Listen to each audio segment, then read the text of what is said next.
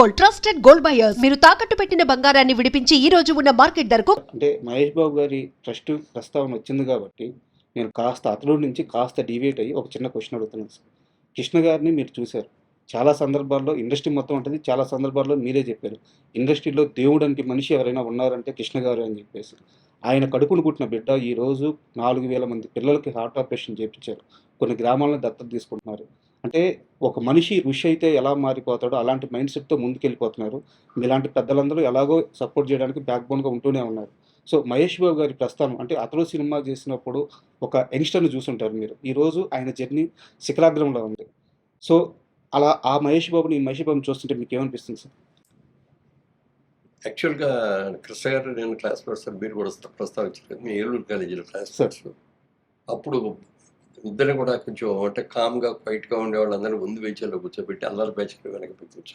Okay, ఆ విధంగా మీ ఇద్దరం పక్క పక్కన ఫస్ట్ బెంచ్లో కూర్చునేవాళ్ళం. మీ ఇద్దరు రాముడు బుద్ధిమంతుడు. ఇప్పుడు కూడా ఇద్దరు రాముడు బుద్ధిమంతులు అంటాడు. ఇద్దరు కూడా ఓకే, అల్లరి చేయటం కానీ, గొడవలు చేయటం కానీ, ఏదో విజిల్స్ చేయటం కానీ, లేకపోతే అటెండెన్స్ అయిన తర్వాత మెల్లగా జారుకొని బయటకు పోవటం కానీ. ఓకే, ఎందుకంటే ఆ బ్యాచ్లు వేరు, అందుకని ఆ బ్యాచ్లు అందరూ వెనక కూర్చోబెట్టేవారు. ఓకే, అందుకని పర్ఫెక్ట్గా క్లాస్కి రావటం, క్లాస్లో కూర్చోవడం, చెప్పిన పాఠం పూర్తిగా వినటం, క్లాస్ అయ్యే వరకు కూడా వెళ్లకుండా బయటకి ఏదో యూరిన్ వెళ్తారండి అదేంటి ఇదండి అని మాటలు కూడా లేకుండా అవన్నీ కూడా పర్ఫెక్ట్గా చేసేవాళ్ళం అని చెప్పి అలాంటి వాళ్ళు ఒక 6-7 మందిని సెలెక్ట్ చేసుకొని మాకు ఇట్లా 2 వరుసలాగా ఉండేవి. ఒక వరుస బెంచీల్లో మేము ఉండేవాళ్ళం నలుగురు, ఇంకో వరుస బెంచ్లో ఇంకో నలుగురు, ఇట్లా చాలా పర్ఫెక్ట్గా చేసాం. అప్పుడు అనేవాడు అనమాట ఆయనకి మొదట్లో కూడా ఆయనకి కూడా సినిమాకి అవ్వాలని లేదు, సినిమా యాక్టర్ అవ్వాలనే ఆలోచన అది కూడా ఏం లేదు. ఇప్పుడు కంటే చాలా అందంగా ఉండేవాడు, చాలా అసలు ముట్టుకుంటే మార్చిపోతాడేమో అని అంత కలర్లో ఉండేవాడు. మంచి జుట్టు, ఎక్సలెంట్ జుట్టు, నొక్కుడు జుట్టు లాగా ఉండేది, అట్లా ఉండేవాడు. చాలా తక్కువ మాట్లాడేవాడు. ఒకసారి అక్కినేని నాగేశ్వరరావు గారు వచ్చారు అక్కడికి. నాగేశ్వరరావు గారు 60 సంవత్సరాల ఫంక్షన్ వజ్రోత్సవం చేశారు. ఆయన 60 సినిమాలు రిలీజ్ అయిన తర్వాత అది వచ్చినప్పుడు మా ఏలూరు కాలేజీలో గెస్ట్గా వచ్చాడు. అందరూ వెళ్ళి కూర్చున్నారు. అయిన తర్వాత ఆయన మాట్లాడేశారు, అందరూ సపాట్లు కొట్టాము. తర్వాత వెళ్ళిపోయేటప్పుడు ఎవరికి వాళ్ళే వెళ్ళిపోయి సార్ ఆటోగ్రాఫ్ రకరకాలుగా ఆటోగ్రాఫ్లు చేసిన తర్వాత కృష్ణ గారికి ఆలోచన వచ్చింది, సినిమా యాక్టర్ అవ్వబట్టి కదా ఇంత క్రేజ్ వచ్చింది, ఇంత వచ్చింది, మనం కూడా ఎందుకు అవ్వకూడదు అనే ఆలోచన మొట్టమొదటిగా అక్కడికి వచ్చి ఆయన ఎక్స్పెక్ట్ చేశాడు. సినిమా యాక్టర్ అయితే బాగుంది, నాకు కూడా అవ్వాలి ఉంది అని. ఇప్పుడుగా నీ పర్సనాలిటీకి నీ అందరికీ డెఫినెట్గా మంచిగా అవుతుంది. ఆ టైంలోనే కొల్లేటి కాపురంని మన డైరెక్టర్ తిలక్ గారు ఎడిటర్, మంచి ఎడిటర్ అయినా ఎడిటర్గా డైరెక్టర్ కూడా అయ్యాడు. కొన్ని సినిమాలు చేశాడు, రైటింగ్ కూడా చాలా బాగుంటాయి. ఆయన చాలా మంచి సినిమాలు చేశాడు, ఉయ్యాల జంపాల ఇవన్నీ కూడా చాలా మంచి సినిమాలు చేశాడు. ఆయన ఒకసారి కొల్లేటి కాపురం రిలీజ్ సందర్భంగా ఏలూరు కాలేజీకి వచ్చాడు ఆయన కూడా. వచ్చినప్పుడు ఇది చూశాడు, చూసిన తర్వాత పిలిచి ఏంటి సినిమాలో యాక్ట్ చేస్తావా అంటే చేస్తానండి అని ఆయన పిలిచాడు అంటే మంచి చూడటానికి చూడగానే అట్రాక్టివ్గా ఉంటాడు చాలా. పిలిచి అడిగాడు సినిమాలో ఇంట్రెస్ట్ ఉందంటే ఉందండి అన్నాడు.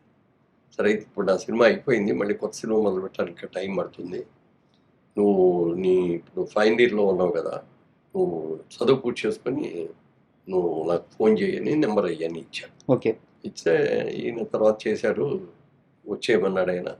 ఆయన వెళ్ళేటప్పటికి ఈయన సినిమా ఇంకా అప్పుడు కూడా రెడీ అవ్వాలా, అందుకని బయట ఏమన్నా ట్రయల్స్ ఉంటాయి చేసుకుంటా ఉండు, నువ్వు నాటకాల్లో లేదు కాబట్టి నాటకాలు వేస్తూ ఉండు అని చెప్పి సోమన్ బాబు గారు, కృష్ణ గారు, ఇంకా బ్యాచ్ ఉన్నారు కొంతమంది, వాళ్ళందరూ నాటకాలు చేసేవారు మెడ్రాస్లో. క్రాంతి కుమార్ గారు కూడా మీ బ్యాచ్? క్రాంతి కుమార్ గారు కూడా బాగా, క్రాంతి కుమార్ గారు మా బ్యాచ్. ఇప్పుడు విజయేంద్ర ప్రసాద్ గారు, రాజమౌళి గారు ఆయన మా బ్యాచ్.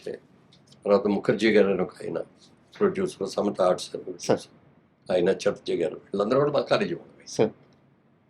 సరే అనుకున్నట్టుగా ముందు సక్సెస్ కాలేదు, యాక్టర్గా ఏమి విషయం రాలేదు.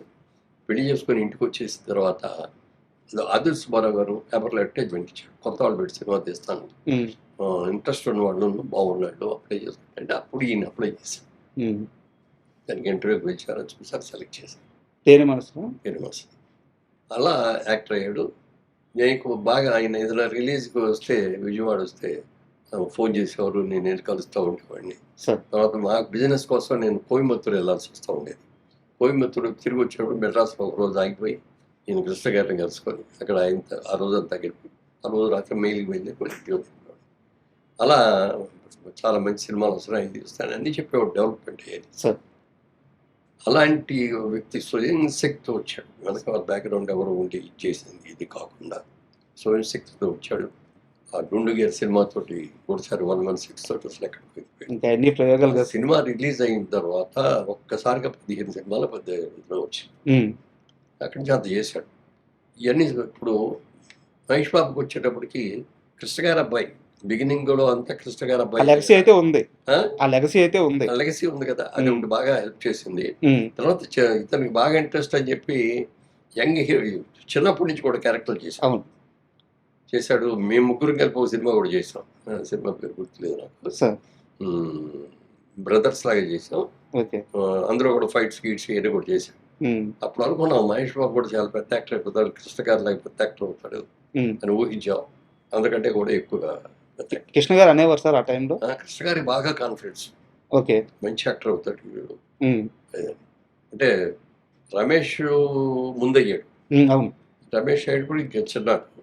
అప్పుడు కూడా అని ఉంటాడు, రమేష్ కూడా అవుతాడు, రమేష్ కూడా బాగుంటుంది, రమేష్ కంటే కూడా మహేష్ ఉమ్, ఎక్కువ ఇది అవుతాడు. అలా మంచి యాక్టర్ అవటం. ప్రతి సినిమా నాన్నగారి దగ్గరికి వెళ్ళి తీసుకెళ్ళిపోయాడు. కథ వినమని అడిగేవాడు సార్. మహేష్ బాబు కూడా. కథలు అవన్నీ నువ్వే ఇండివిజువల్గా నువ్వు సెలెక్ట్ చేసుకో, ఓకే. నువ్వు ఎరగాలి. నేను చెప్పి నేను ఇది బాగుంది ఇది వద్దు ఇది బాగాలేదు అని చెప్పడం బాగుంది. సార్. ఆ నిర్ణయాధికారికి కూడా కొడుకు ఇచ్చేసాడు.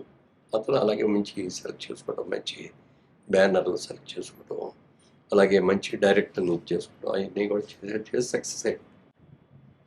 ఆ సినిమా కూడా వచ్చిన తర్వాత మేము అదే అనుకున్నాం. అప్పుడు కృష్ణ గారితో ఒక సినిమా చేసాం అంతే సార్. మా బ్యానర్లో. అందులో నాగార్జున గారి హీరోను, కృష్ణ గారి ఫాదర్, నాగార్జున గారి ఫాదర్గా కృష్ణ వారసుడు. వారసుడు. సార్.